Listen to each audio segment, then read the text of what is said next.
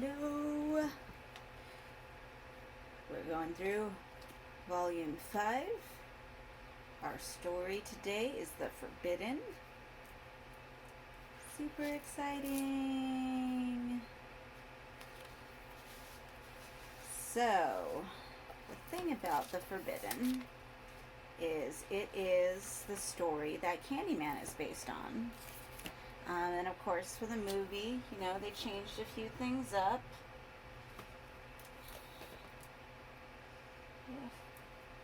Oh, he's all the way back there.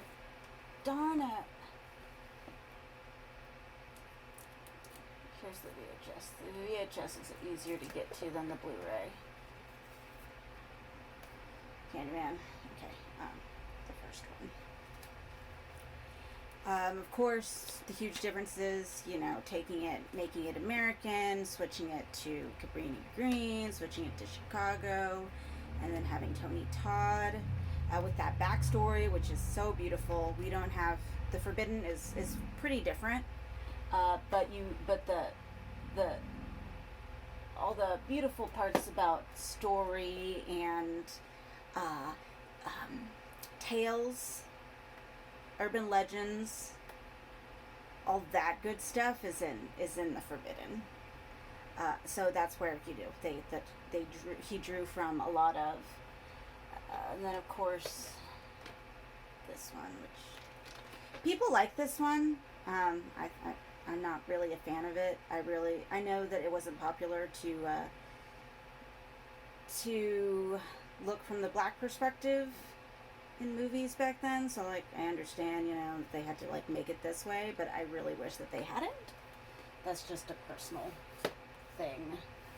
And then, everyone hates this one. I don't mind it as much.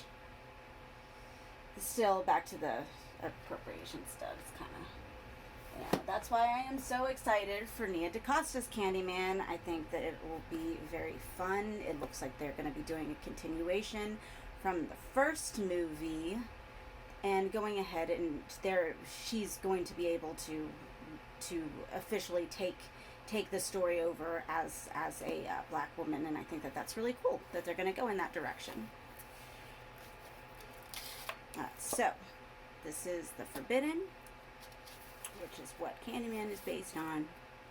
Yay! Like a flawless tragedy, the elegance of which structure is lost upon those suffering in it. The perfect geometry of the Spectre Street estate was visible only from the air. Walking in its drear canyons, passing through its grimy corridors from one great concrete rectangle to the next, there was little to seduce the eye or stimulate the imagination. What few saplings had been planted in the quadrangles had long since been mutilated or uprooted. The grass, though tall, resolutely refused a healthy green. No doubt the estate and its two companion developments had once been an architect's dream.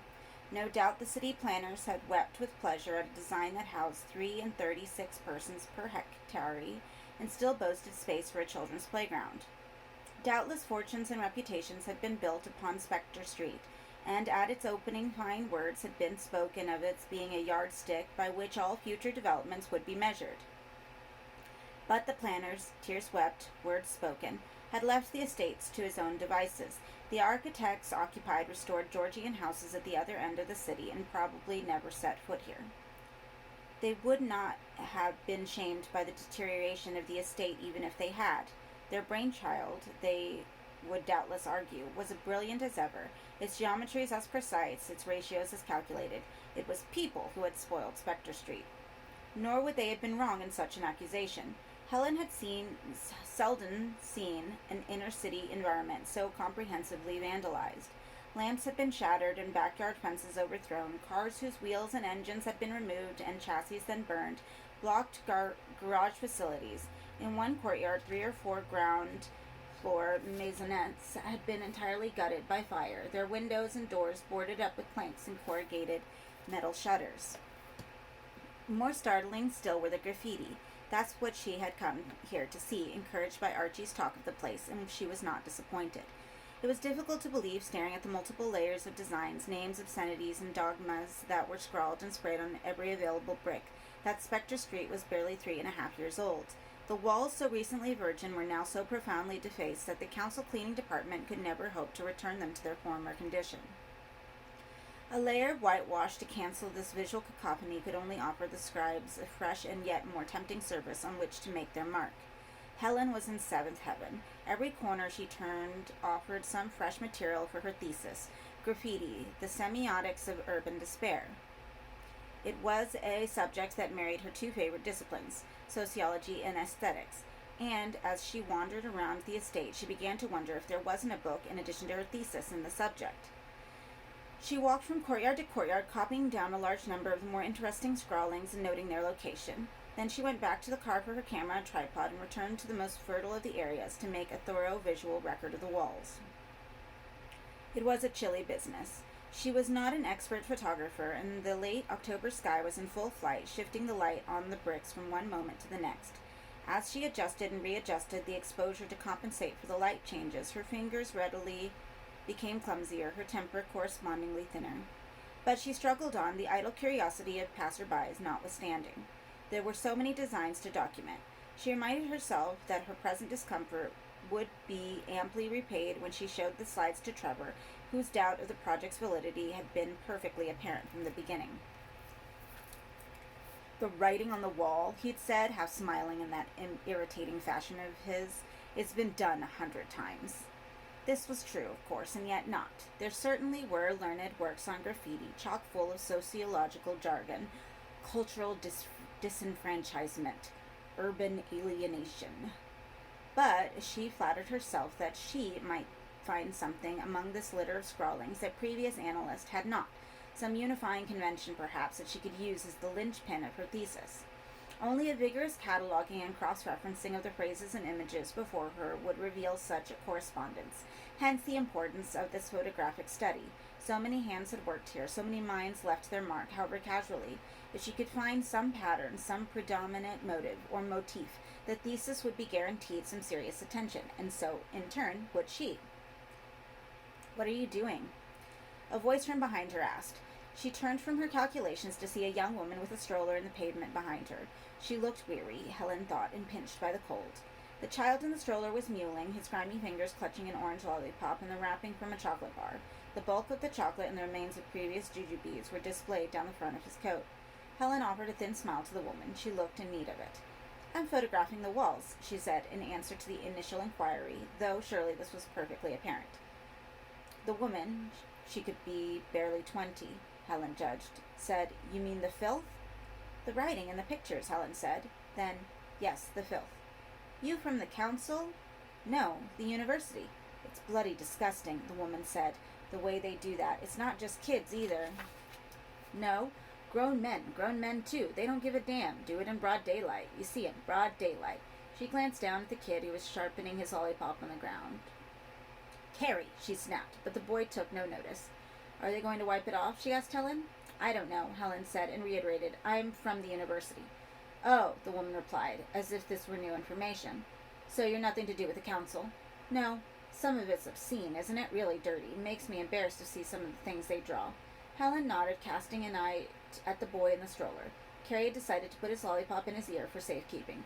"Don't do that," his mother told him, and leaned over to slap the child's hand. The blow, which was negligible, started the child bawling. Helen took the opportunity to return to her camera, but the woman still desired to talk. "It's not just on the outside either," she commented. "I beg your pardon?" Helen said. "They break into the flats when they get vacant. The council tried to board them up, but it does no good. They break in anyway, use them as toilets and write more filth on the walls. They light fires, too. Then nobody can move back in." The description piqued Helen's curiosity. Would the graffiti on the inside walls be substantially different from the public displays? It was certainly worth an investigation. "Are there any places you know of around here like that?" "Empty flats, you mean?" "With graffiti." "Just by us, there's one or two," the woman volunteered. "I'm in Butts Court." "Maybe you could show me?" Helen asked. The woman shrugged.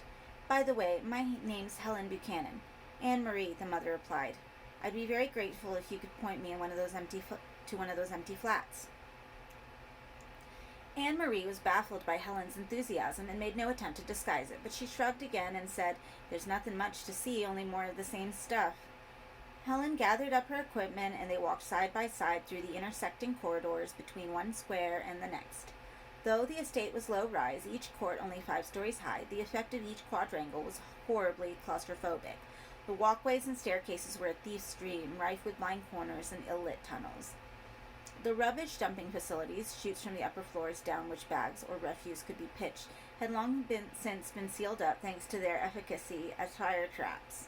Now plastic bags of refuse were piled high in the corridors, many torn open by roaming dogs, their contents strewn across the ground.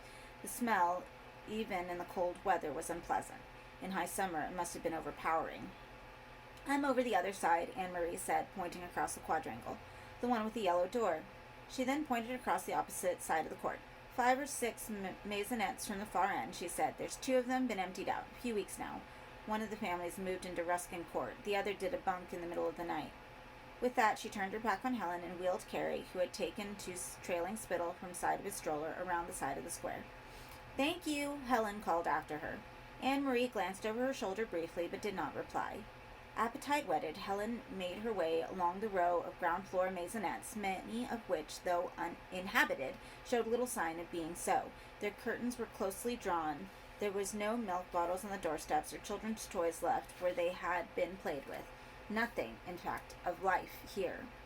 There were more graffiti, however, sprayed shockingly on the doors of more occupied houses. She granted the scrawlings only a casual perusal, in part because she feared that one of the doors might open as she examined a choice obscenity sprayed upon it, but more because she was eager to see what revelations the empty flats ahead might offer.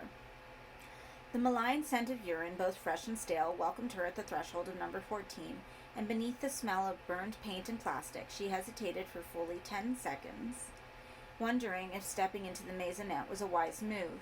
The territory of the estate behind her was indisputably foreign, sealed off its own misery, but the rooms in front of her were more intimidating still, a dark maze which her eyes could barely penetrate. But when her courage faltered, she thought of Trevor and how badly she wanted to silence his condescension. So, thinking, she advanced into the place, deliberately kicking a piece of charred timber aside as she did so, in the hope that she would alert any tenant of showing itself. There was no sign of occupancy, however.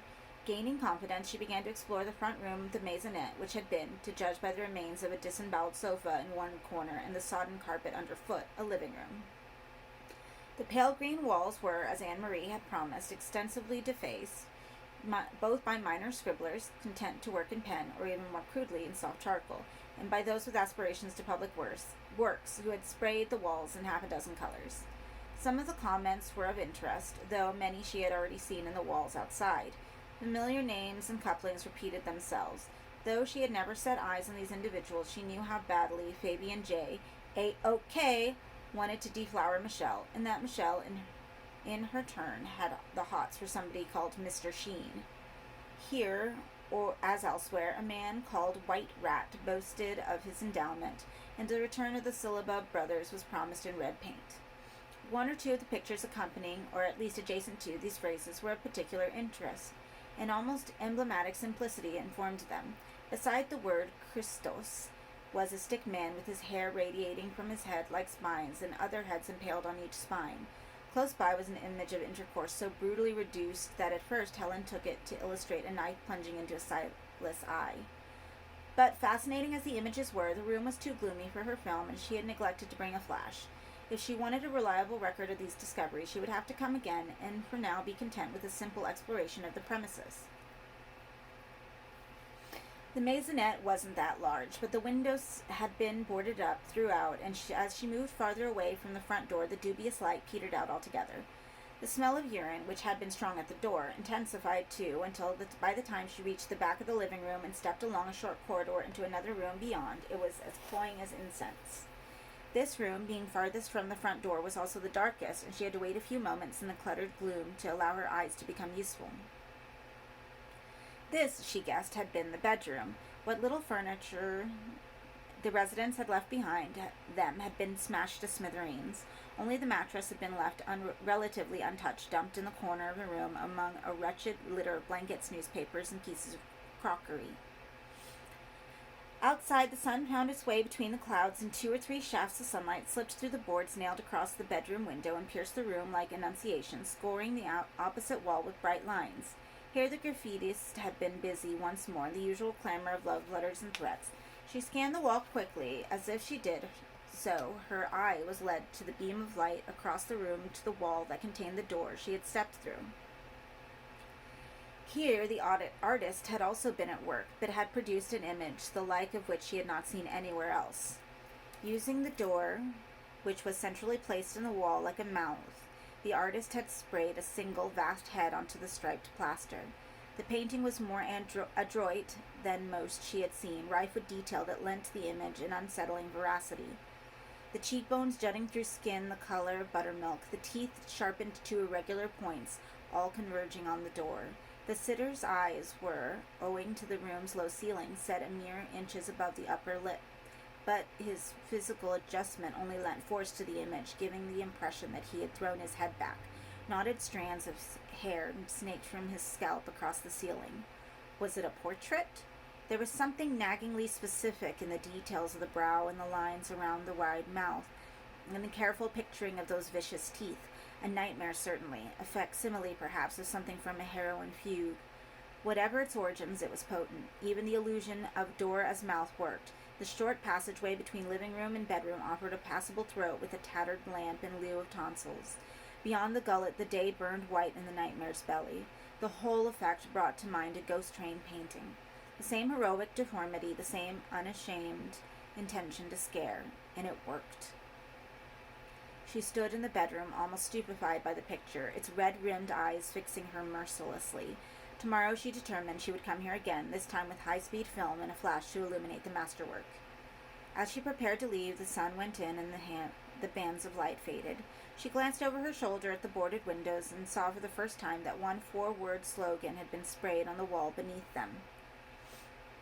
"Sweets to the sweet," it read. She was familiar with the quote, but not with its source. Was it a profession of love? If so, it was an odd location for such an avowal. Despite the mattress in the corner and the relative privacy of this room, she could not imagine the intended reader of such words ever stepping in here to receive her bouquet. No adolescence lovers, however heated, would lie down here to play at mothers and fathers, not under the gaze of the terror on the wall. She crossed to examine the writing. The paint looked to be the same shade of pink as had been used to color the gums of the screaming man. Perhaps the same hand? Behind her, a noise. She turned so quickly she almost tripped over the blanket-strewn mattress. Who? At the other end of the gullet in the living room was a scab-kneed boy of 6 or 7. He stared at Helen, eyes glittering in the half-light as if waiting for a cue. "Yes," she said. "Anne-Marie says, do you want a cup of tea?"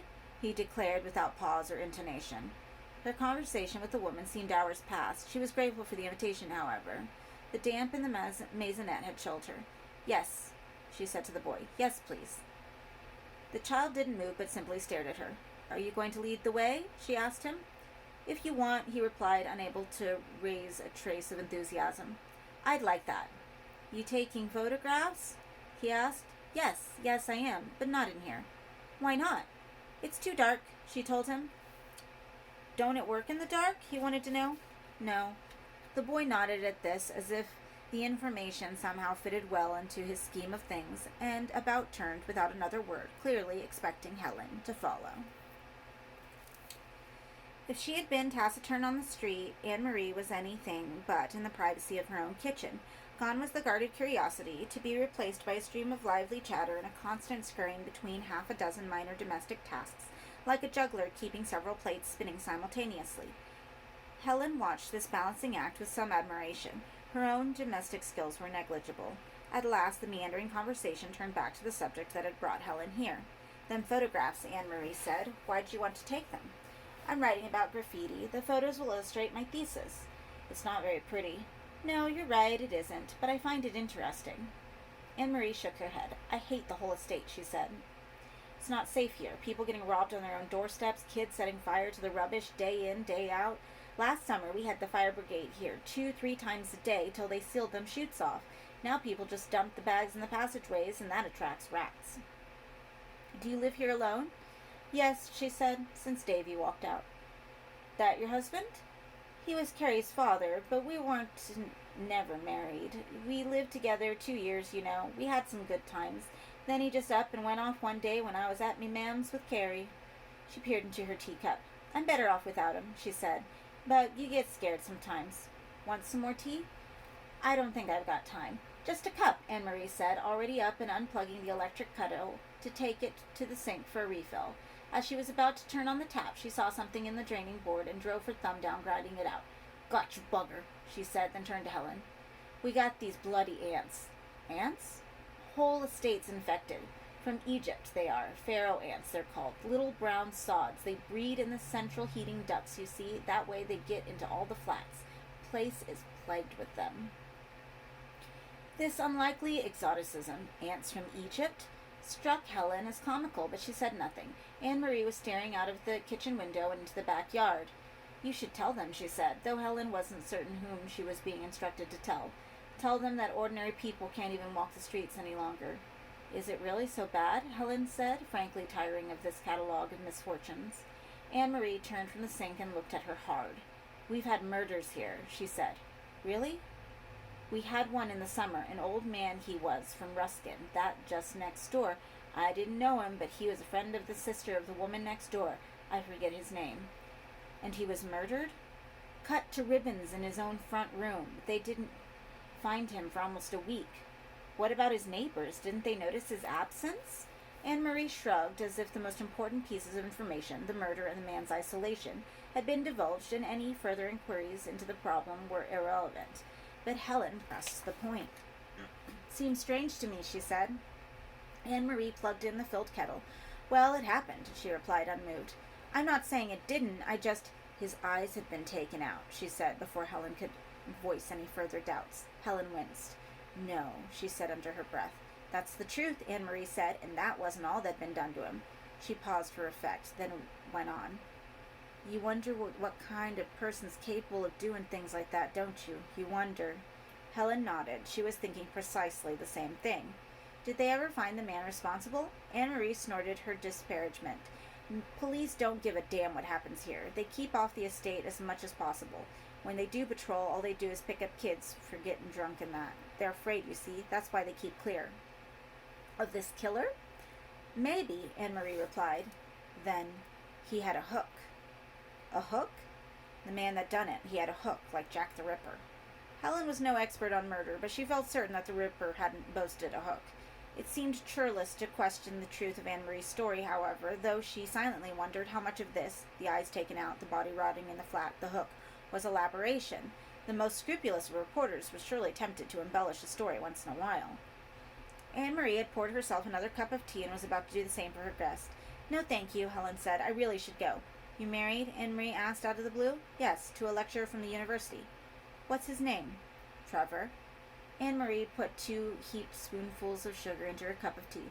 Will you be coming back? She asked. Yes, I hope to, later in the week. I want to take some photographs of the pictures in the maisonette across the court. Well, call in. I shall, and thank you for your help. That's all right, Anne Marie replied. You've got to tell somebody, haven't you?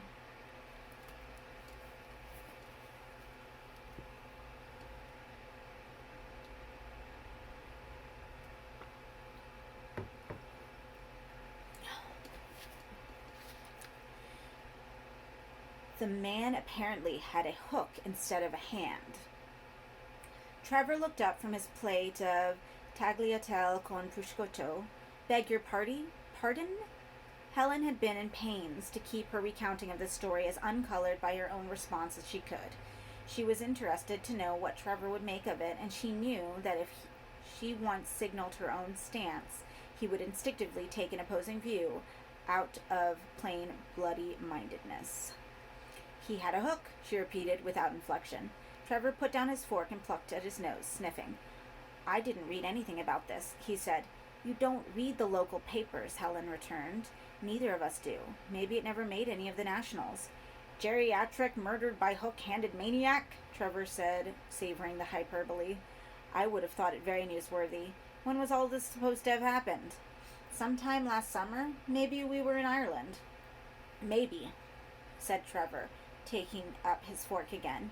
Bending to his food, the polished lens of his spectacles reflected only the plate of pasta and chopped ham in front of him, not his eyes. Why do you say maybe? Helen prodded. It doesn't sound quite right, he said. In fact, it sounds bloody preposterous. You don't believe it? Helen said. Trevor looked up from his food, tongue rescuing a speck of tagliatelle from the corner of his mouth. His face had relaxed into that non-committal expression of his, the same face he wore, no doubt, when listening to his students. Do you believe it? He asked Helen. It was a favorite time-gaming device of his, another seminar trick to question the questioner. I'm not certain, Helen replied, too concerned with finding some solid ground in a sea of doubts to waste energy scoring points. All right, forget the tale, Trevor said, deserting his food for another glass of red wine. What about the teller? Did you trust her? Helen pictured Anne-Marie's earnest expression as she told the story of the old man's murder. Yes, she said. Yes, I think so. I would have known if she had been lying to me. So why is it so important anyhow? I mean, whether she's lying or not, what the fuck does it matter? It was a reasonable question, if irritatingly put. Why did it matter? Was it that she wanted to have her worst feelings about Spectre Street proved false? That such an estate be filthy, be hopeless, be a dump where the undesirable and the disadvantaged were tucked out of public view? All that was a liberal commonplace, and she accepted it as an unpalatable social reality. But the story of the old man's murder and mutilation was something other, an image of violent death that once with her refused to part from her company. She realized to her chagrin that this confusion was plain on her face, and that Trevor, watching her across the table, was not a little entertained by it. If it bothers you so much, he said, why don't you go back there and ask around instead of playing Believe It or Not over dinner? She couldn't help but rise to his remark. I thought you liked guessing games, she said. He threw her a sullen look. Wrong again, he said. The suggestion that she investigate was not a bad one, though doubtless he had ulterior motives for offering it. She viewed Trevor less charitably day by day. What she had once thought him a fierce commitment to debate, she now recognized as mere power play. He argued not for the thrill of dialectic, but because he was pathologically competitive. She had seen him time and again take up attitudes she knew he did not espouse, simply to spill blood. Nor, more's the pity, was he alone in this sport. Academe was one of the last strongholds in the professional time-waster. On occasion, their circle seemed entirely dominated by educated fools lost in a wasteland of stale rhetoric and hollow commitment. From one wasteland to another, as she returned to Spectre Street the following day, armed with a flash gun in addition to her tripod and high-sensitivity film. The wind was up today, and it was Arctic, more furious still for being trapped in the maze of passageways and courts. She made her way to number 14 and spent the next hour in its befouled confines, meticulously photographing both the bedroom and living room walls. She had half expected the impact of the head of the bedroom to be dulled by reacquaintance. It was not. Though she struggled to capture its scale and detail as best she could, she knew the photographs would be at best a dim echo of its perpetual howl. Much of its power lay in its context, of course, that such an image might be stumbled upon in surroundings so drab, so conspicuously lacking in mystery, was akin to finding an icon on a rubbish heap, a gleaming symbol of transcendence from a world of toil and decay into some darker but more tremendous realm. She was painfully aware that the intensity of her response probably defied her articulation. Her vocabulary was analytic, replete with buzzwords and academic terminology, but woefully impoverished when it came to evocation. The photographs, pale as they would be, would, she hoped, at least hint at the potency of this picture, even if they wouldn't conjure up the way it froze the bowels.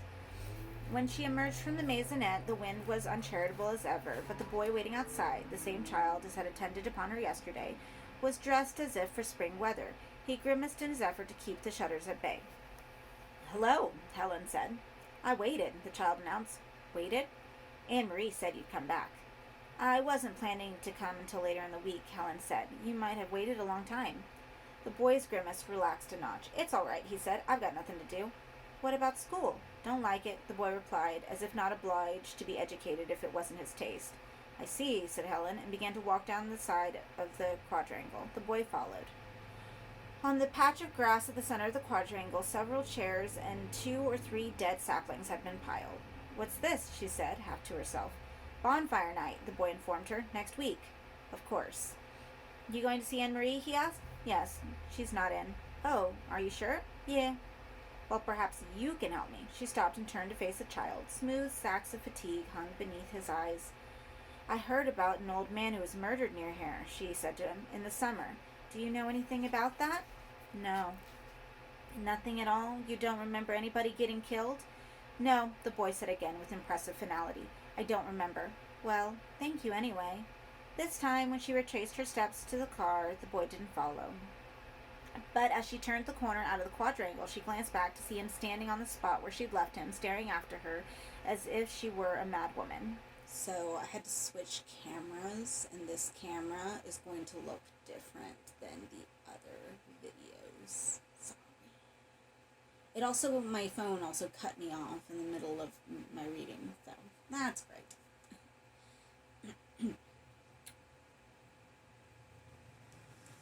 So, where we are is, as she turned the corner out of the quadrangle, she glanced back to see him standing on the spot where she'd left him, staring after her as if she were a mad woman.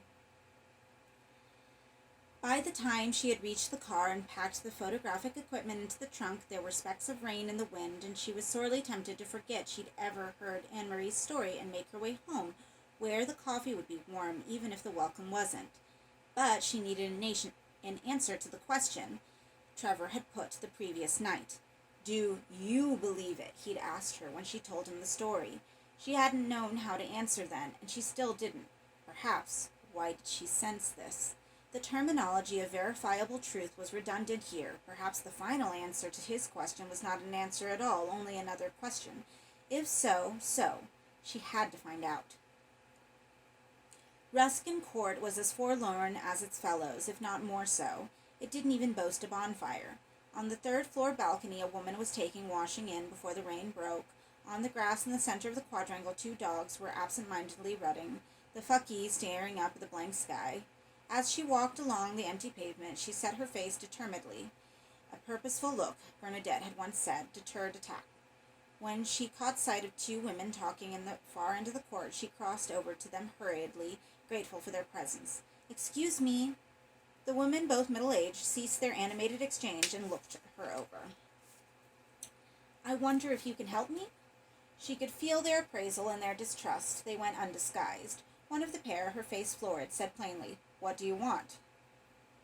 Helen suddenly felt bereft of the least power of charm. What was she to say to these 2 that wouldn't make her motives appear ghoulish?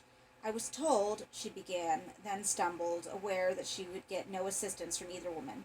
I was told there'd been a murder near here, is that right? The florid woman raised eyebrows, so plucked they were barely visible. Murder? She said. Are you from the press? The other woman inquired. The years had soured her features beyond sweetening. Her small mouth was deeply lined. Her hair, which had been dyed brunette, showed a half-inch of gray at the roots. No, I'm not from the press, Helen said. I'm a friend of Anne-Marie's in Butt's Courts. This claim of friend stretched the truth, but it seemed to mellow the women somewhat. Visiting, are you? The florid woman asked. In a manner of speaking. You missed the warm spell. Anne-Marie was telling me about somebody who'd been murdered here during the summer. I was curious about it. Is that right? Do you know anything about it? Lots of things go on around here, said the second woman. So you don't know the half of it. So it's true, Helen said. They had to close the toilets, the first woman put it. That's right, they did, the other said. The toilets, Helen said? What did this have to do with the old man's death? It was terrible, the first said. Was it your Frank, Josie, who told you about it? No, not Frank, Josie replied. Frank was still at sea. It was Mrs. Tyzack.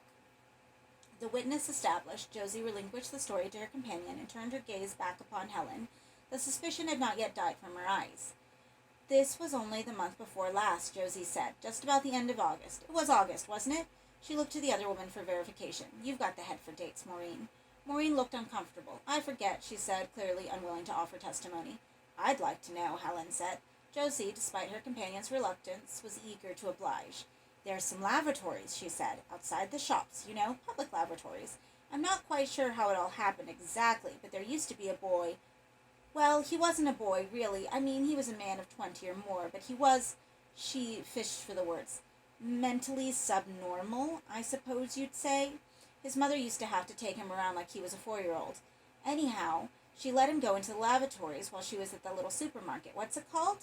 She turned to Maureen for prompting, but the other woman just looked back, her disapproval plain. Josie was ungovernable, however. Broad daylight this was, she said to Helen. Middle of the day. Anyhow, the boy went to the toilet and the mother was in the shop. And after a while, you know how you do, she's busy shopping, she forgets about him. And then she thinks he's been gone a long time. At this juncture, Maureen couldn't prevent herself from butting in. The accuracy of the story apparently took precedence over her wariness. She got into an argument, she corrected Josie, with the manager about some bad bacon she'd had from him.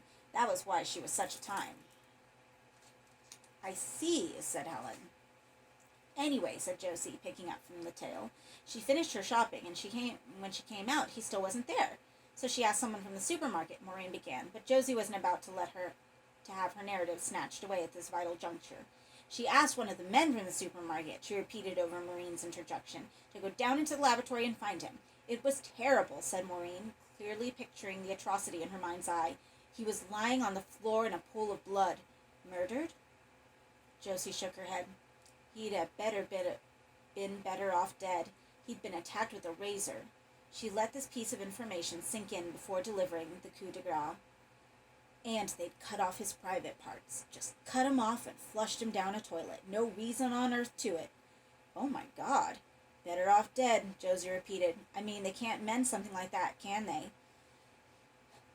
The appalling tale was rendered worse still by the sang-froid of the teller and the casual repetition of better off dead. The boy, Helen said, was he able to describe his attackers? No, said Josie. He's practically an imbecile. He can't string more than 2 words together. And nobody saw anyone go into the laboratory or leaving it? People come and go all the time, Maureen said. This, though it sounded like an adequate explanation, had not been Helen's experience. There was not a great bustle in the quadrangle and passageways, far from it. Perhaps the shopping mall was busier, she reasoned, and might offer adequate cover for such a crime. So they haven't found the culprit, she said. No, Josie replied, her eyes losing their fervor. The crime and its immediate consequences were the nub of this story. She had little or no interest in either the culprit or his capture. We're not safe in our own bed, Maureen observed. You ask anyone. And Marie said the same, Helen replied. That's how she came to tell me about the old man. She said he was murdered during the summer here in Ruskin Court. I do remember something, Josie said. There was some talk I heard. An old man and his dog. He was battered to death and the dog ended up... I don't know. It certainly wasn't here. It must have been one of the other estates. Are you sure? The woman looked offended by this slur on her memory. Oh, yes, she said. I mean, if it had been here, we'd have known the story, wouldn't we? Helen thanked the pair for their help and decided to take a stroll around the quadrangle anyway, just to see how many more maisonettes were unoccupied. As in Butt's Court, many of the curtains were drawn and all the doors locked. But then, if Spectre Street was under siege from a maniac capable of murder and mutilation such as she'd heard described, she was not surprised that the residents took to their homes and stayed there. There was nothing much to see around the court. All the unoccupied maisonettes and flats had been recently sealed, to judge by a litter of nails left on a doorstep by the council workmen. One sight did catch her attention, however. Scrawled on the paving stones she was walking over, all but erased by rain and passage of feet, the same phrase she'd seen on the bedroom of number 14, "Sweets to the sweet." The words were so benign, why did she seem to sense menace in them? Was it in their excess, perhaps in the sheer overabundance of sugar upon sugar, honey upon honey? She walked on through the rain, though the rain persisted, away from the quadrangles and into a concrete no-man's land through which she had not previously passed. This was, or had been, the site of the estate's amenities. Here was the children's playground, its metal-framed rides overturned, its sandpit fouled by dogs, its paddling pool empty. And here, too, were the shops. Several had been boarded up. Those that hadn't were dingy and unattractive, their windows protected by heavy wire mesh. She walked along the row and surrounded a corner, and there in front of her was a squat brick building. The public lavatory, she guessed, though the signs designating it as such were gone. The iron gates were closed and padlocked. Standing in front of the charmless building, the wind gushing around her legs, she couldn't help but think of what had happened here, of the man-child bleeding on the floor, helpless to cry out. It made her queasy even to contemplate it. She turned her thoughts instead to the felon. What would he look like, she wondered, a man capable of such depravity? She tried to make an image of him, but no detail she could conjure up carried sufficient force. But then, monsters were seldom very terrible once hauled into the plain light of day.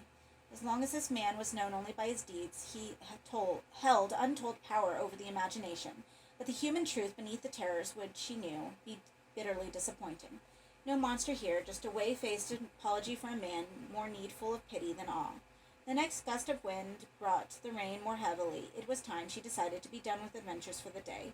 Turning her back on the public lavatories, she hurried back through the quadrangles to the refuge of the car, the icy rain needling her face to numbness. The dinner guests looked gratifyingly appalled at the story, and Trevor, to judge by the expression on his face, was furious.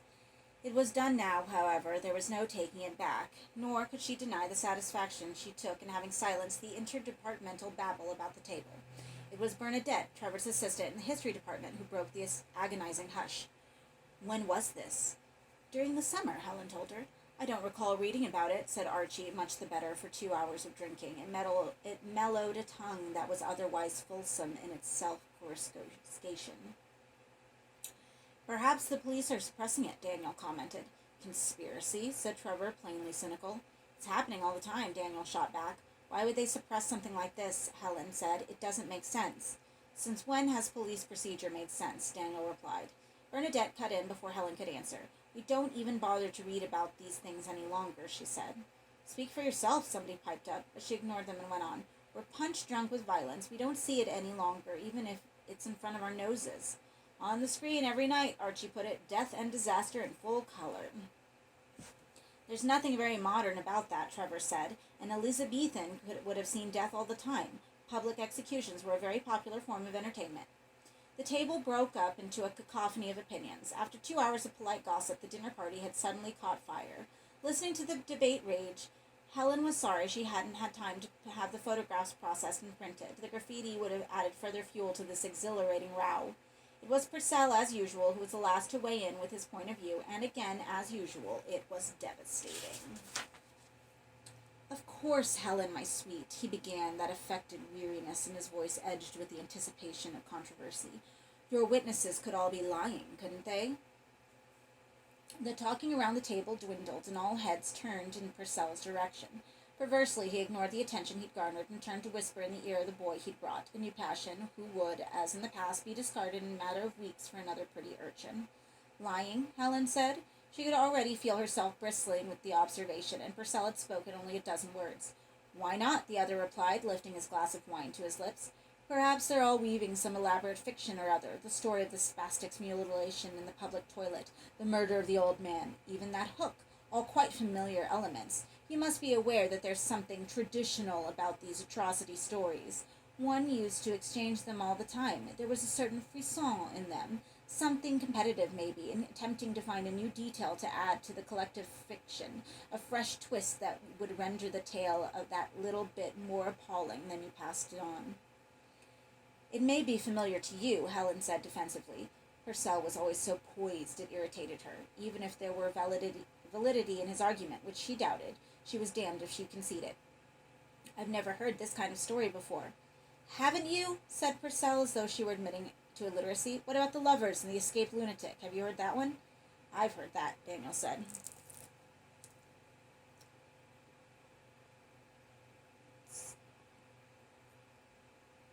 Sorry. Problem with this. This is not my phone.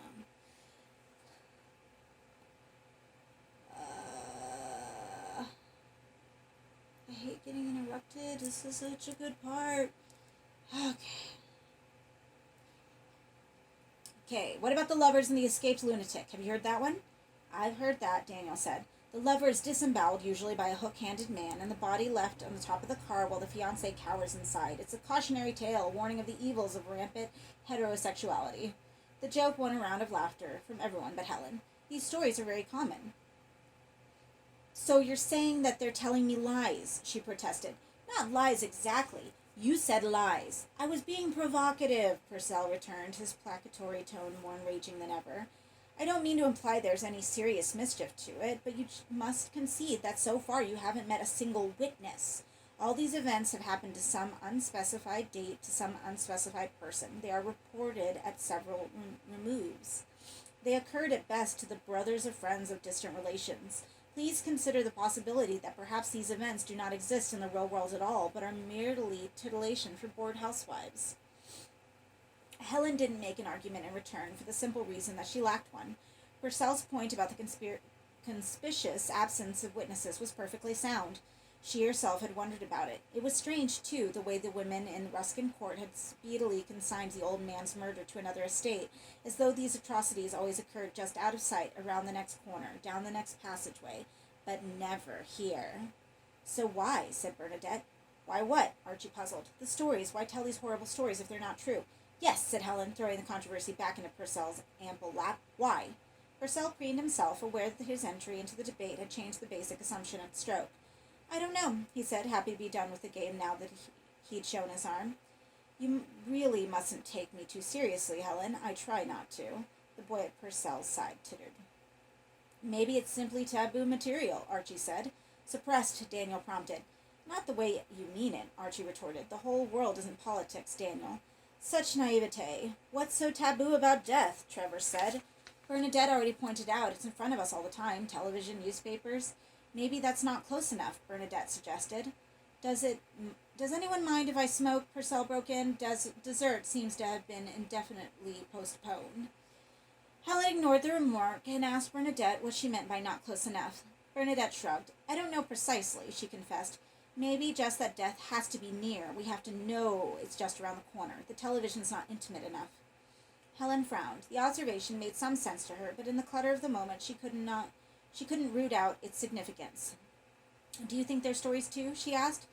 "Andrew has a point," Bernadette replied. "Most kind," said Purcell. "Has somebody got a match?" The boys pawned my lighter. "About the absence of witnesses." "All that proves is that I haven't met anybody who's actually seen anything," Helen encountered. "Not that witnesses don't exist." "All right," said Purcell, "find me one. If you can prove to me that your atrocity monger actually lives and breathes, I'll stand everyone dinner at Apollinaires. How's that? Am I generous to a fault, or do I just know that when I can't lose?" He laughed, knocking on the table with his knuckles by way of applause. "Sounds good to me," said Trevor. "What do you say, Helen?" She didn't go back to Spectre Street until the following Monday, but all weekend she was there in thought, standing outside the locked toilet and with the wind bringing rain, or in the bedroom the portrait looming. Thoughts of the estate claimed all her concern. When, late on Saturday afternoon, Trevor found some petty reason for an argument, she let the insults pass, watching him perform this familiar ritual of self-martyrdom without being touched by it in the least. Her indifference only outraged him further. He stormed out in high dudgeon to visit whichever of his women was in favor this month. She was glad to see the back of him. When he failed to return that night, she didn't even think of weeping about it. He was foolish and vacuous. She despaired of ever seeing a haunted look in his dull eyes, and what worth was a man who would not be haunted? He did not return Sunday night either, and it crossed her mind the following morning as she parked the car in the heart of the estate that nobody even knew she had come, and that she might lose herself for days here, and nobody would be any the wiser. Like the old man Anne-Marie had told her about, lying forgotten in his favorite armchair with his eyes hooked out, while the flies feasted and the butter went rancid on the table. It was almost bonfire night, and over the weekend the small heap of combustibles in Butt's Court had grown to a substantial size. The construction looked unsound, but that didn't prevent a number of boys from clambering over and into it. Much of its bulk was made up of furniture, filched no doubt from boarded-up properties. She doubted if it would burn for any time, and if it did, it would be chokingly smoky. 4 times on her way across to Anne-Marie's house, she was waylaid by children begging for money to buy fireworks. "Penny for the guy," they'd say, though none had a guide to display. She had emptied her pockets of change by the time she reached the front door. Anne-Marie was in today, though there was no welcoming smile. She simply stared at her visitor as if mesmerized. "I hope you don't mind me calling." Anne-Marie made no reply. "I just wanted a word. I'm busy," the woman finally announced. There was no invitation inside, no offer of tea. "Oh, well, it won't take more than a moment." The back door was open and a draft blew through the house. Papers were flying about in the backyard. Helen could see them lifting in the air like vast white moths. "What do you want?" Anne-Marie asked. "Just to ask you about the old man." The woman frowned minutely. She looked as if she might be sick. Helen thought her face had the color and texture of stale dough. Her hair was lank and greasy. "What old man?" "Last time I was here, you told me about an old man who'd been murdered. Do you remember?" "No." "You said he lived in the next court." "I don't remember," Anne-Marie said. "But you distinctly told me." Something fell to the floor in the kitchen and smashed. Anne-Marie flinched but did not move from the doorstep, her arms bearing Helen's way into the house. The hallway was littered with child's toys, gnawed and battered. "Are you all right?" Anne-Marie nodded. "I've got work to do," she said, "and you don't remember telling me about the old man." "You must have misunderstood," Anne-Marie replied, and then her voice hushed. "You shouldn't have come. Everybody knows." "Knows what?" The girl had begun to tremble. "You don't understand, do you? You don't think people aren't watching?" "What does it matter? All I asked was—" "I don't know anything," Anne-Marie reiterated. "Whatever I said to you, I lied about it." "Well, thank you anyway," Helen said, too perplexed by the confusion of signals from Anne-Marie to press the point any further. As soon as she had turned from the door, she heard the lock snap closed behind her. That conversation was one of only several disappointments that morning brought. Helen went back to the row of shops and visited the supermarket that Josie had spoken of. There she inquired about the lavatories and their recent history. The supermarket had changed hands only in the last month, and the new owner, a taciturn Pakistani, insisted that he knew nothing of when or why the lavatories had been closed. She was aware, as she made her inquiries, of being scrutinized by other customers in the store. She felt like a pariah. The feeling deepened when, after leaving the supermarket, she saw Josie emerging from the laundrette and called after her, only to have the woman pick up her pace and duck away into the maze of corridors. Helen followed, but rapidly lost both her quarry and her way. Frustrated to the verge of tears, she stood among the overturned rubbish bags and felt a surge of contempt for her foolishness. She didn't belong here, did she? How many times had she criticized others for their presumption in claiming to understand societies they had merely viewed from afar? And here was she, committing the same crime, coming here with her camera and her questions, using the lives and deaths of these people as fodder for party conversation. She didn't blame Anne-Marie for turning her back. Had she deserved better? Tired and chilled, she decided it was time to concede Purcell's point. It was all fiction, she had been told. They had played with her, sensing her desire to be fed some horrors. And she, the perfect fool, had fallen for every ridiculous word. It was time to pack up her credulity and go home. One call demanded to be made before she returned to the car, however. She wanted to look a final time at the painted head. Not as an anthropologist among an alien tribe, but as a confessed ghost train rider for the thrill of it. Arriving at number 14, however, she faced the last and most crushing disappointment. The maisonette had been sealed up by conscientious council workmen. The door was locked, the front window boarded over. She was determined not to be so easily defeated, however. She made her way back around the back of Butt's Court and located the yard of number 14 by simple mathematics. The gate was wedged closed from the inside, but as she pushed hard against it and with the effort, it opened. A heap of rubbish, rotted carpets, a box of rain-sodden magazine, a denuded Christmas tree had blocked it. She crossed the yard to the boarded-up windows and peered through the slats of wood. It wasn't bright outside, but it was darker still within. It was difficult to catch more than the vaguest hint of the painting on the bedroom wall. She pressed her face close to the wood, eager for a final glimpse. A shadow moved across the room, momentarily blocking her view. She stepped back from the window, startled, not certain what she'd seen. Perhaps merely her own shadow cast through the window. But then she hadn't moved. It had. She approached the window again more cautiously.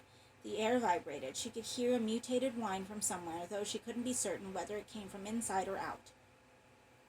Again, she put her face to the rough boards, and suddenly something leaped at the window. This time she let out a cry. There was a scrabbling sound from within as nails raked the wood. A dog! And a big one. Dad jumped so high. Stupid, she told herself aloud. A sudden sweat bathed her. The scrabbling had stopped almost as soon as it had started, but she couldn't bring herself to go back to the window. Clearly the workmen who had sealed up the maisonette had failed to check it properly and incarcerated an animal by mistake. It was ravenous to judge by the slavering she'd heard. She was grateful she hadn't attempted to break in. The dog, hungry, maybe half mad in the stinking darkness, could have taken out her throat. She stared at the boarded-up window. The slits between the boards were barely half an inch wide, but she sensed that the animal was up on its hind legs on the other side, watching her through the gap. She could hear its panting now that her own breath was regularizing. She could hear its claws raking the sill. Bloody thing, she said. Damn well stay in there.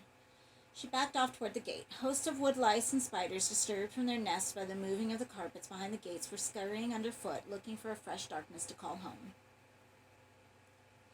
She closed the gate behind her and was making her way around the front of the block when she heard the sirens, two ugly spirals of sound that made the hair on the back of her neck tingle. They were approaching. She picked up her speed and came around into Butt's Court to see several policemen crossing the grass behind the bonfire and an ambulance mounting the pavement driving around to the other side of the quadrangle.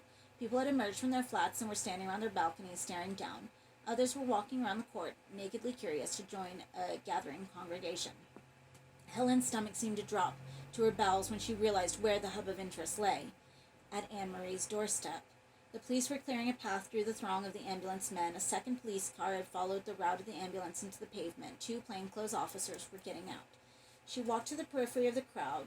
What little talk there was among the onlookers was conducted in low voices. 1 or 2 of the older women were crying. Though she peered over the heads of the spectators, she could see nothing.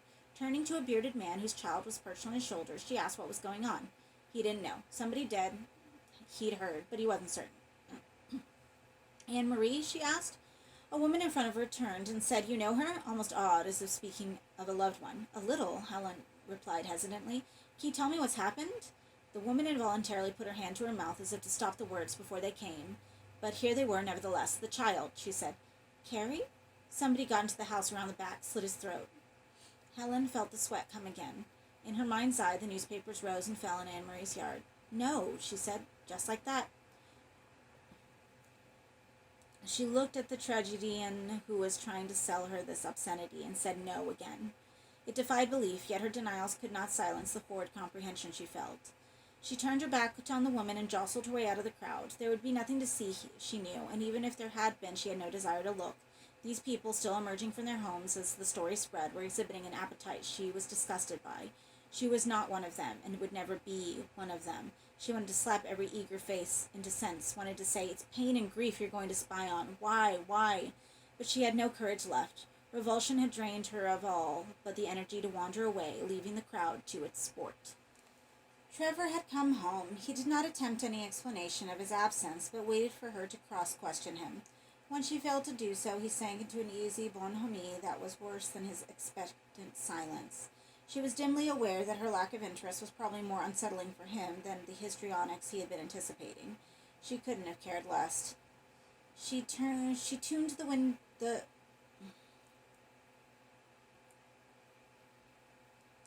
Okay, 30 seconds. Trevor had come home. He did not attempt any explanation of his absence, but waited for her to cross-question him.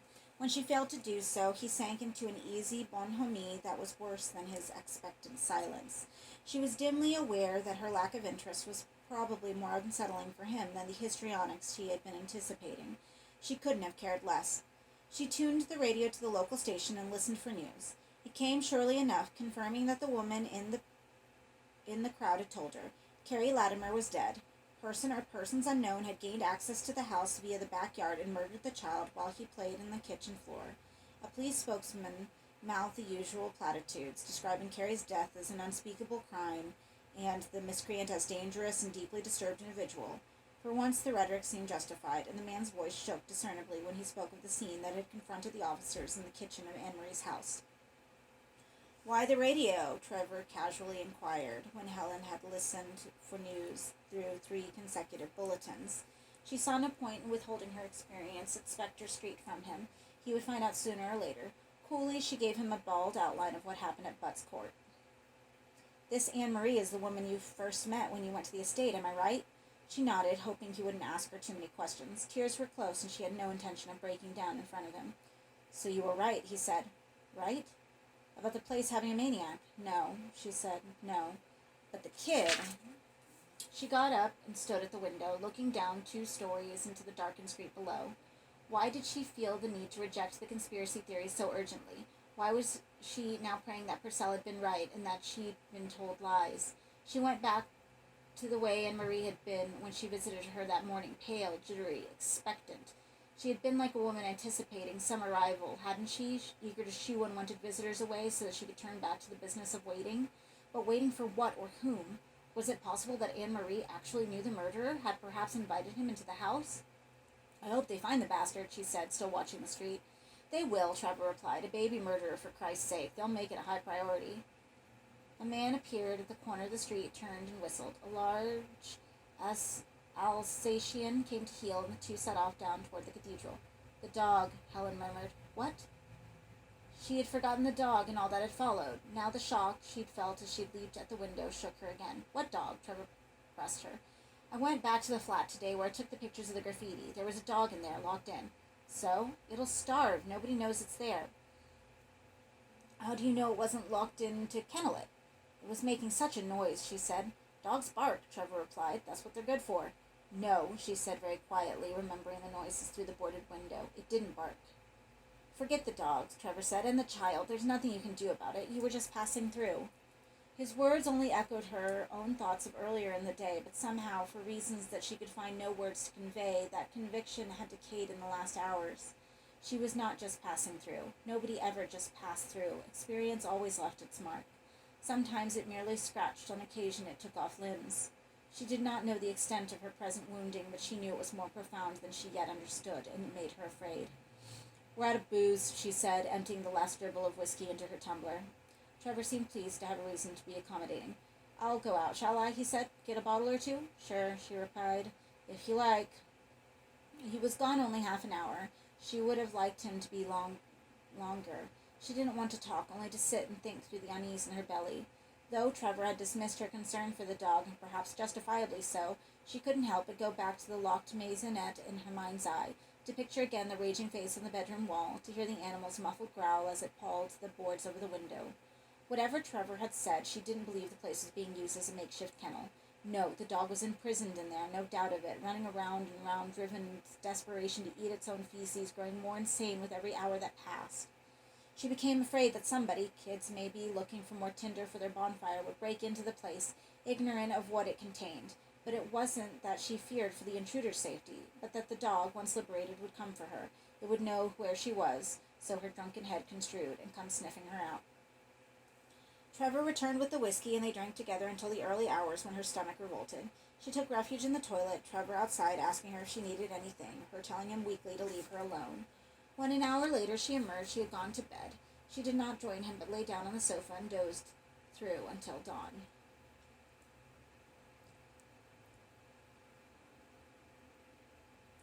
The murder was news. The next morning it made all the tabloids as a front-page splash and found prominent positions in the heavyweights, too. There were photographs of the stricken mother being led from the house and others, blurred but potent, taken over the backyard wall and through the open kitchen door. Was that blood on the floor or shadow? Helen did not bother to read the articles, but an aching head rebelled, and the thought that Trevor, who had brought the newspapers in, was eager to talk. She couldn't work out if this was further peacemaking on his part or genuine interest in the issue. The woman's in custody, he said, poring over the Daily Telegraph. It was a paper he was politically averse to, but its coverage of violent crime was notoriously detailed. The observation demanded Helen's attention, unwilling or not. Custody, she said. Anne-Marie? Yes. Let me see. He relinquished the paper, and she glanced over the page. Third column, Trevor prompted. She found the place, and there it was in black and white. Anne-Marie had been taken into custody for questioning to justify the time lapse between the estimated hour of the child's death and the time it had been reported. Helen read the relevant sentences over again to be certain she'd understood properly. Yes, she had. The police pathologist estimated Carrie to have died between 6 and 6:30 that morning. The murder had not been reported until 12. She read the report over a third and fourth time, but repetition did not change the horrid facts. The child had been murdered before dawn. When she had gone to the house that morning, Carrie had already been dead 4 hours. The body had been in the kitchen, a few yards down the hallway from where she stood, and Anne-Marie had said nothing. That air of expectancy she had about her, what had it signified? That she awaited some cue to lift the receiver and call the police? My Christ, Helen said, and let the paper drop. What? I have to go to the police. Why? To tell them I went to the house, she replied. Trevor looked mystified. The baby was dead, Trevor. When I saw Anne-Marie yesterday morning, Carrie was already dead. She rang the number given in the paper for any persons offering information, and half an hour later a police car came to pick her up. There was much that startled her in the 2 hours of interrogation that followed, not least the fact that nobody had reported her presence on the estate to the police, though she had surely been noticed. They don't want to know, the detective told her. You'd think a place like this would be swarming with witnesses. If it is, they're not coming forward. A crime like this. Is it the first, she asked? He looked at her across a chaotic desk. First? I was told some stories about the estate murders this summer. The detective shook his head. Not to my knowledge. There's been a spate of muggings. One woman was put in the hospital for a week or so, but no murders. She liked the detective. His eyes flattered her with their lingering, and his face with its frankness. Past caring whether she sounded foolish or not, she said, Why do they tell lies like that about people having their eyes cut out? Terrible things. The detective scratched his long nose. We get it too, he said. People come in here, they confess all kinds of crap, talk all night, some of them, about things they've done or think they've done, give you all the minutest detail, and when you make a few calls, it's all invented, out of their minds. Maybe if they didn't tell you the stories, they'd actually go out and do it. The detective nodded. Yes, he said, God help us, you might be right at that. And the stories she'd been told, were they confessions of uncommitted crimes, accounts of the worst imaginable, imagined to keep fiction from becoming fact? The thought chased its own tail. These terrible stories still needed a first cause, a wellspring from which they leaped. As she walked home through the busy streets, she wondered how many of her fellow citizens knew such stories. Were these inventions common currency, as Purcell had claimed? Was there a place, however small, reserved in every heart for the monstrous? Purcell rang, Trevor told her when she got home, to invite us out to dinner. The invitation wasn't welcome, and she made a face. Aponières, remember? He reminded her. He said he'd take us all to dinner if you proved him wrong. The thought of getting a dinner out of the death of Anne-Marie's infant was grotesque, and she said so. He'll be offended if you turn him down. I don't give a damn. I don't want dinner with Purcell. Please, he said softly. He can get difficult, and I want to keep him smiling just at the moment. She glanced across him. The look he'd put on made him resemble a drenched spaniel. Manipulative bastard, she thought, but said, All right, I'll go, but don't expect any dancing on the tables. We'll leave that to Archie, he said. I told Purcell we were free tomorrow night. Is that all right with you? Whenever. He's booking a table for 8. The evening papers had relegated the tragedy of baby Carrie to a few common inches on an inside page. In lieu of much fresh news, they simply described the house-to-house inquiries that were now going at Spectre Street. Some of the later editions mentioned that Anne-Marie had been released from custody after an extended period of questioning and was now residing with friends. They also mentioned in passing that the funeral was to be the following day. Helen had not entertained any thoughts of going back to Spectre Street for the funeral when she went to bed that night, but sleep seemed to change her mind, and she woke with the decision made for her. Death had brought the estate to life. Walking through to Ruskin Court from the street, she had never seen such numbers out and about. Many were already lining the curb to watch the funeral cortege pass, and looked to have claimed their niche early, despite the wind and the ever-present threat of rain. Some were wearing items of black clothing, a coat, a scarf, but the overall impression, despite the lowered voices and the studied frowns, was one of celebration. Children running about, untouched by reverence, occasional laughter escaping from in between gossiping adults. Helen could feel an air of anticipation that made her spirits, despite the occasion, almost buoyant. Nor was it simply the presence of so many people that reassured her. She conceded to herself, happy to be back here on Spectre Street. The quadrangles with their stunted saplings and their gray grass were more real to her than the carpeted corridors she was used to walking. The anonymous faces on the balconies and streets meant more than her colleagues at the university. In a word, she felt home. Finally, the cats appeared, moving at a snail's pace through... Finally, the cars appeared, moving at a snail's pace through the narrow streets. As the hearse came into view, its tiny white casket decked with flowers, a number of women in the crowd gave quiet voice to their grief. One onlooker fainted. A knot of anxious people gathered around her. Even the children were stilled now. Helen watched dry-eyed. Tears did not come very easily to her, especially in company. As the second car, containing Anne-Marie and 2 other women, drew level with her, Helen saw that the bereaved mother was also eschewing any public display of grief. She seemed, indeed, to be almost elevated by the proceedings, sitting upright in the back of the car, her pallid features the source of such admiration. It was sour, though, but Helen felt as though she was seeing Anne-Marie's finest hour, the one day in an otherwise anonymous life in which she was the center of attention. Slowly the cortege passed by and disappeared from view. The crowd around Helen was already dispersing. She detached herself from the few mourners who were still lingered at the curb and wandered through the street into Butt's Court. It was her intention to go back to the locked maisonette to see if the dog was still there. If it was, she would put her mind at rest by finding one of the estate caretakers and informing him of the fact. The quadrangle wasn't like the other courts, practically empty. Perhaps the residents, as being neighbors of Anne-Marie's, had gone into the crematorium for the service. Whatever the reason, the place was eerily deserted. Only children remained playing around the pyramid bonfire, their voices echoing across the empty expanse of the square. She reached the maisonette and was surprised to find the door open again as it had been the first time she'd come here. The sight of the interior made her lightheaded. How often in the past several days had she imagined standing here gazing into that darkness? There was no sound from inside. The dog had surely run off, either that or died.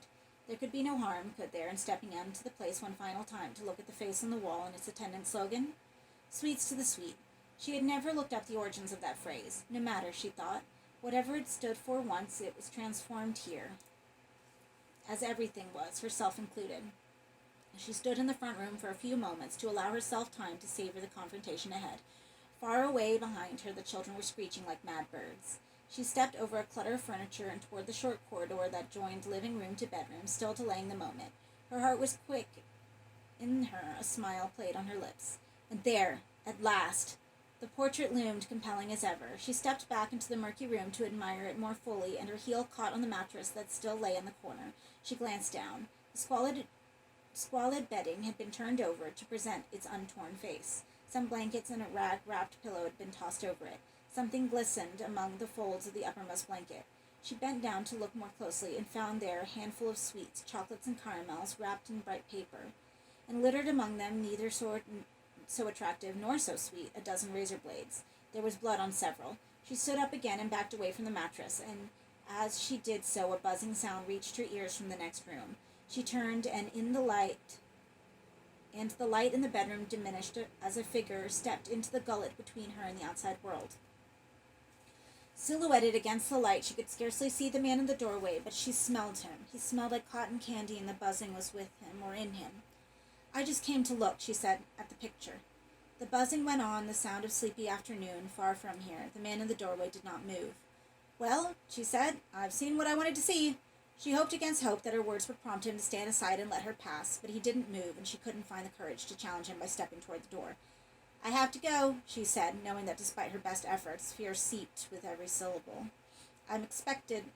That was not entirely untrue. Tonight they were all invited to Apponier's for dinner, but that wasn't until 8, which was 4 hours away. She would not be missed for a long while yet. "If you'll excuse me," she said. The buzzing had quieted a little, and in the hush the man in the doorway spoke. His unaccented voice was almost as sweet as his scent. "No need to leave yet," he breathed.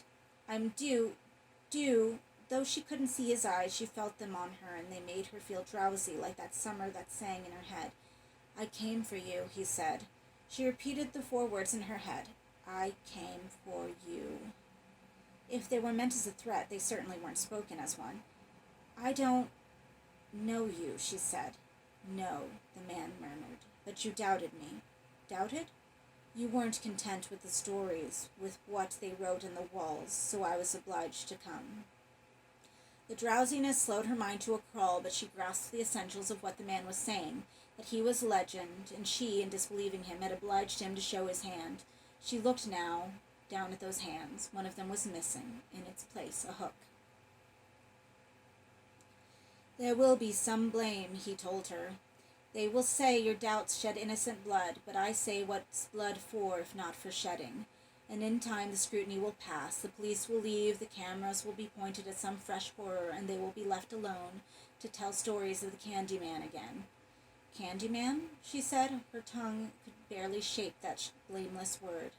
"I came for you," he murmured so softly that seduction might have been in the air. And so saying, he moved through the passageway and into the light. She knew him without doubt. She had known him all along, in that place kept for terrors. It was the man on the wall. His portrait painter had not been a fantasist. The picture had howled over her, was matched in each extraordinary particular by the man she now set eyes upon.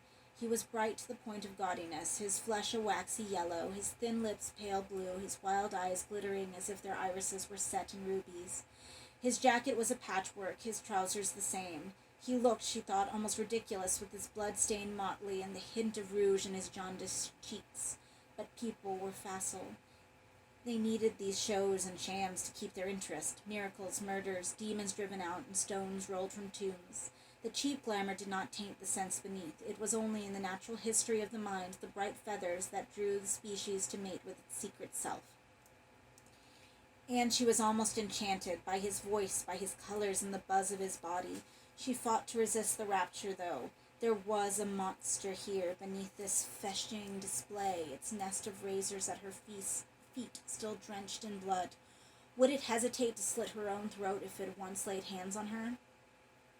As the Candyman reached for her, she dropped down and snatched the blanket up, flinging it at him. A rain of razors and candy fell around his shoulders. The blanket followed, blinding him. But before she could snatch the moment to slip past him, the pillow had lain on the blanket rolled in front of her. It was not a pillow at all. Whatever the forlorn white casket she had seen in the hearse had contained, it was not the body of baby Carrie.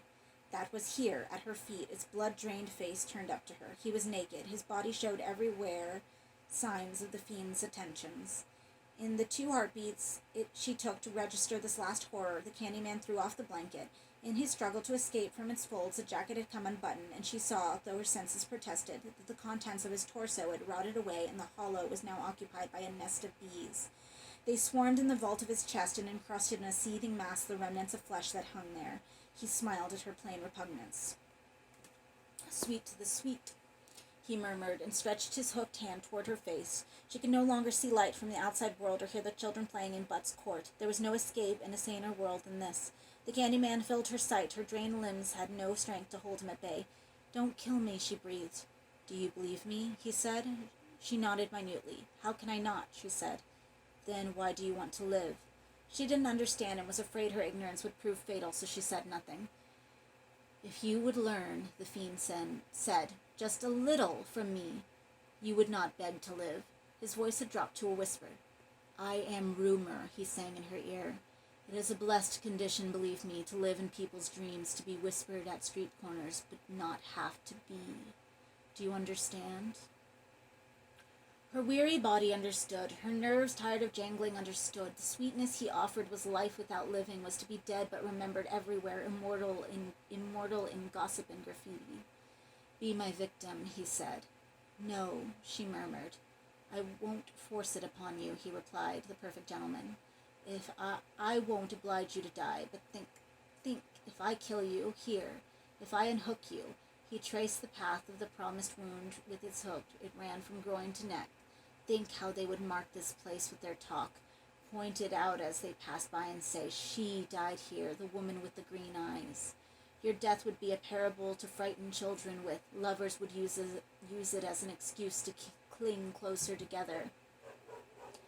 She had been right. This was a seduction. "Was fame ever so easy?" he asked. She shook her head. "I'd prefer to be forgotten," she replied, "than be remembered like that." He made a tiny shrug. "What do the good know," he said, "except what the bad teach them in their excesses?" He raised his hook hand. "I said I would not oblige you to die, and I'm true to my word. Allow me, though, a kiss at least." He moved toward her. She murmured some nonsensical threat, which he ignored. The buzzing in his body had risen in volume. The thought of touching his body, of the proximity of the insects, was horrid. She forced her lead-heavy arms up to keep him at bay. His lurid face eclipsed the portrait on the wall. She couldn't bring herself to touch him, and instead stepped back. The sound of the bees, some in their excitement, had crawled up his throat and were flying from his mouth. They climbed about his lips in his hair. She begged him over and over to leave her alone, but he would not be placated. At last she had nowhere left to retreat to but the wall at her back. Steeling herself against the stings, she put her hands on his crawling chest and pushed. As she did so, his hand shot out and around the back of her neck, the hook nicking the flushed skin of her throat.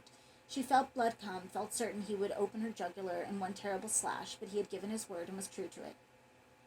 Aroused by his sudden activity, the bees were everywhere. She felt them moving on her, searching for morsels of wax in her ears and sugar at her lips. She made no attempt to swat them away. The hook was at her neck. If she did so much as moved, it would wound her. She was trapped as in her childhood nightmares, with every chance of escape stymied. When sleep had brought her to such hopelessness, the demons on every side waiting to tear her limb from limb, one trick remained: to let go, to give up all ambition to life and leave her body to the dark. Now, as the Candyman's face pressed to hers, the sound of bees blotted out even her own breath. She played that hidden hand. And as surely as in dreams, the room and the fiend were painted out and gone.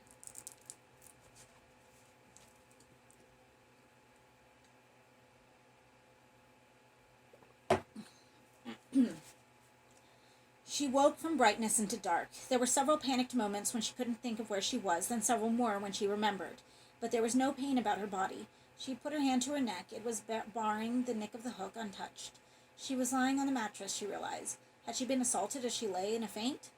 Gingerly, she investigated her body. She was not bleeding. Her clothes were not disturbed. The Candyman had, it seemed, simply claimed his kiss. She sat up. There was precious little light through the boarded window, and none from the front door. Perhaps it was closed, she reasoned. But no. Even now she heard somebody whispering on the threshold, a woman's voice. She didn't move. They were crazy, these people. They had known all along what her presence in Butt's court had summoned, and they had protected him. This honeyed psychopath, giving him a bed and an offering of bonbons, hidden him away from prying eyes, and kept their silence when he brought blood to their doorstep. Even Anne-Marie, dry-eyed in the hallway of her house, knowing that her child was dead a few yards away. The child! That was the evidence she needed. Somehow they had conspired to get the body from the casket. What had they substituted? A dead dog? And brought it here to the Candyman's tabernacle as a toy or a lover. She would take baby Carrie with her to the police to tell the whole story. Whatever they believed of it, and that would probably be very little, the fact of the child's body was incontestable. That way, at least, some of the crazies would suffer for their conspiracy, suffer for her suffering. The whispering at the door had stopped. Now somebody was moving toward the bedroom. Whoever it was hadn't brought a light. Helen made herself small, hoping she might escape detection. A figure appeared in the doorway. The gloom was too impenetrable for her to make out more than a slim figure, who bent down and picked up a bundle on the floor. A fall of blonde hair identified the newcomer as Anne-Marie. The bundle she was picking up was undoubtedly Carrie's corpse. Without looking in Helen's direction, the mother about-faced and made her way out of the bedroom. Helen listened as the footsteps proceeded across the living room. Swiftly she got to her feet and crossed to the passageway. From there she could vaguely see Anne-Marie's outline in the doorway of the maisonette. No lights burned in the quadrangle beyond. The woman disappeared, and Helen followed as speedily as she could, eyes fixed on the door ahead. She stumbled once more and once again, but reached the door in time to see Anne-Marie's vague form in the night ahead. She stepped out of the maisonette and into the open air. It was chilly, there were no stars. All the lights of the balconies and corridors were out, nor did any burn in the flats, not even the glow of the television. Butt's court was deserted. She hesitated before going in pursuit of the girl. Why didn't she slip away now? Cowardice coaxed her, and find her way back to the car. But if she did that, the conspirators would have time to conceal the child's body. When she got back here with the police, they would be sealed lips and shrugs, and she would be told she had imagined the corpse and the Candyman. All the terrors she had tasted would recede into rumor again, into the walls, into the words on a wall. And every day she lived from now on, she would loathe herself for not going in pursuit of sanity. She followed. Anne-Marie was not making her way around the quadrangle, but moving toward the center of the lawn in the middle of the court. The bonfire! Yes, the bonfire! It loomed in front of Helen now, blacker than the night sky. She could just make out Anne-Marie's figure moving to the edge of the piled timbers and furniture and ducking to climb into its heart. This is how they planned to remove the evidence. To bury the child was not certain enough, but to cremate it and pulverize the bones, who would ever know? She stood a dozen yards from the pyramid and watched as Anne-Marie climbed out again and moved away, folding her figure into the darkness. Quickly, Helen moved through the long grass and located the narrow space in among the piled timbers into which Anne-Marie had put the body. She thought she could see the pale form. It had been laid in a hollow. She couldn't reach it, however. Thanking God that she was as slim as the mother, she squeezed through the narrow aperture. Her dress snagged on a nail as she did so. She turned around to disengage it, fingers trembling. When she turned back, she had lost sight of the corpse. She fumbled blindly ahead of her, her hands finding wood and rags, and what felt like the back of an old armchair, but not the cold skin of the child. She had hardened herself against contact with the body. She had endured worse in the last hours than picking up a dead baby. Determined not to be defeated, she advanced a little farther. Her shins scraped and her fingers spiked with splinters. Flashes of light were appearing at the corners of her aching eyes. Her blood whined in her ears. But there, the body was no more than a yard and a half ahead of her. She ducked down to reach beneath a beam of wood, but her fingers missed the forlorn bundle by inches. She stretched farther, the whine in her head increasing, but still she could not reach the child. All she could do was bend double and squeeze into the hidey hole the children had left in the center of the bonfire. It was difficult to get through. The space was so small she could barely crawl on hands and knees, but she made it. The child lay face down. She fought back the remnants of squeamishness and went to pick it up. As she did so, something landed on her arm. The shock startled her. She almost cried out, but swallowed the urge and brushed the irritation away. It buzzed as it rose in her skin. The whine she had heard in her ears was not her blood, but the hive. "I knew you'd come," the voice said behind her, and a wide hand covered her face. She fell backward, and the Candyman embraced her. "We have to go," he said in her ear, as flickering light spilled between the stacked timbers. "Be on our way, you and I." She fought to be free of him, to cry out for them not to light the bonfire, but held her lovingly close. The light grew, a warmth came with it, and through the kindling and the first flames she could see figures approaching the pyre out of the darkness of Butt's court. They had been there all along, waiting. The lights turned out into their homes and broke in all along the corridors, their final conspiracy. The bonfire caught with a will, but by some trick of its construction the flames did not avert her hiding place quickly, nor did the smoke creep through the furniture to choke her. She was able to watch how the children's faces gleamed, how the parents called for them for going too close, and how they disobeyed, how the old women, their blood thin, warmed their hands and smiled into the flames. Presently the roar and the crackle became deafening, and the Candyman let her scream herself hoarse in the certain knowledge that nobody could hear her, and even if they had, they would have not moved to claim her from the fire. The bees vacated the fiend's belly as the air became hotter and mazed the air with their panicked flight. Some attempting escape caught fire and fell like tiny meteors to the ground. The body of baby Carrie, which lay so close to the creeping flames, began to cook. Its downy hair smoked, its back blistered.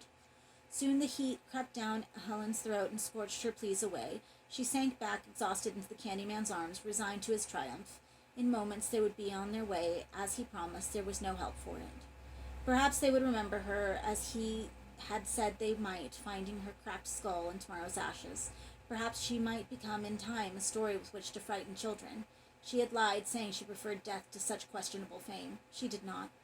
As to her seducer, he laughed as the conflagration sniffed them out. There was no permanence for him in this night's death. His deeds were on 100 walls and 10,000 lips, and should he be doubted again, his congregation would summon him with sweetness. He had reason to laugh, so as the flames crept upon them, did she, as through the fire she caught sight of a familiar face moving between the onlookers. It was Trevor. He had forsaken his meal at Apponier's and come looking for her. She watched him questioning this fire watcher and that, but they shook their heads all the while staring at the pyre with smiles buried in their eyes.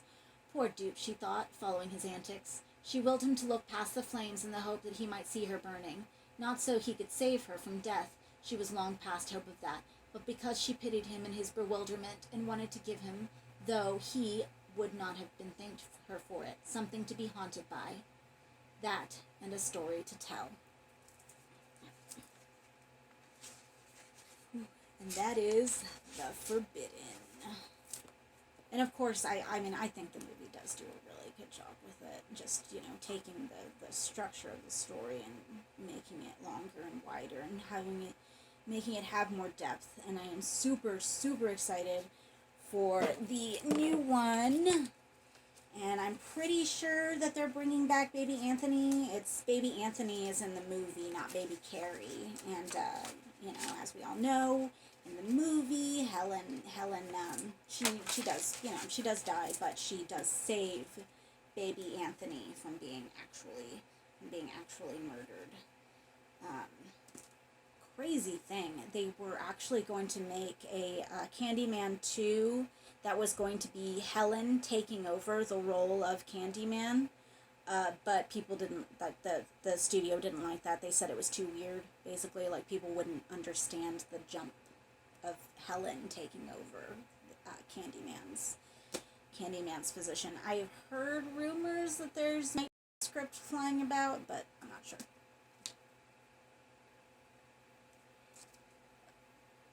Okay, I don't know. That phone gave me a thing to tell me something, but I don't know what it said. So, hopefully I will be able to cut these videos together. Thank you for reading with me. Next week we are reading The Madonna.